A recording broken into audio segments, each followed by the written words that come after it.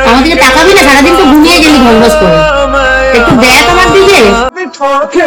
আমাদের সবার নিউজ ফিডে কম বেশি এই ভিডিওটা এসেছে।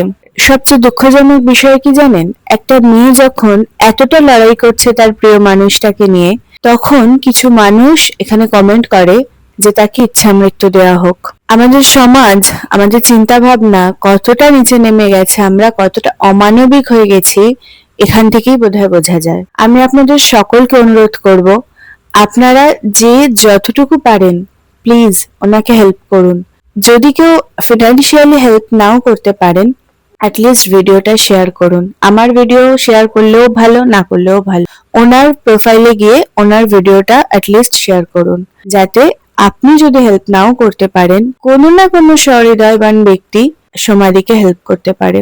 আমি জানি না সমাধি, আমার ভিডিও তোমার কাছে পৌঁছবে কিনা, কিন্তু আমি মনে প্রাণে চাই দাদা তাড়াতাড়ি সুস্থ হয়ে উঠুক এবং তুমি এই লড়াইটায় জয়ী হও। আর আমার বিশ্বাস তুমি এই লড়াইতে জয়ী হবেই।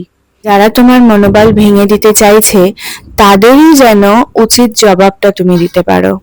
আর দেখুন, দাদার অবস্থাটা দেখে বোঝাই যাচ্ছে যে এটা মানে একবার হেল্প করে দিলেন আর হয়ে গেল, সেরকমটা নয়। দাদার এই চিকিৎসাটা একটু সময় সাপেক্ষ, সময় লাগবে। তাই যদি আপনারা মাসে মাসে কিছু অন্তত পারেন, মানে দেখুন আমি বলতে চাইছি, আমরা তো চাও খাই বা হয়তো আইসক্রিম, চকলেট, ফুচকা এরকমও কিছু খাই। তো মাসে যদি জাস্ট কয়েকদিন সেটা আমরা না খেয়ে, সেটা না কিনে আমরা যদি একটু হেল্প করি, সেটাতে আমাদের খুব কিছুই ক্ষতি হবে না, কিন্তু এই দাদার অনেকটা হেল্প হতে পারে। সেজন্য যতটা পারবেন আপনারা একটু হেল্প করুন। সবাই যদি আমরা একসঙ্গে দাঁড়াই এই দিদিটার পাশে, তাহলে ও নিশ্চয়ই জয়ী হবে এবং ওর সাথে সাথে আমাদের সবার এই ইচ্ছা শক্তি জিতে যাবে।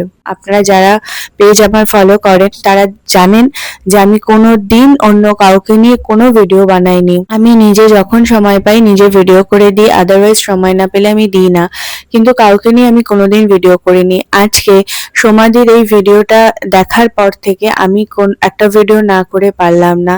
সেজন্য আমি সবাইকে অনুরোধ করছি, করজোড়ে অনুরোধ করছি, আপনারা যে যতটা পারেন সমাধিকে একটু হেল্প করুন। আর যারা ফিনান্সিয়ালি হেল্প করতে পারবেন না মনে করছেন, তারা ভিডিওটা শেয়ার করুন, যাতে কোনো না কোনো মানুষ সমাধিকে হেল্প করতে পারে।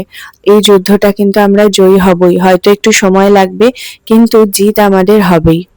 আমি মন থেকে ঈশ্বরের কাছে প্রার্থনা করি, ভগবান তাড়াতাড়ি দাদাকে সুস্থ করে সমাধির কাছে ফিরিয়ে দিক, একটা ছোট্ট শিশুর কাছে তার বাবাকে ফিরিয়ে দিক, একজন বাবা মার কাছে তার সন্তানকে ফিরিয়ে দিক।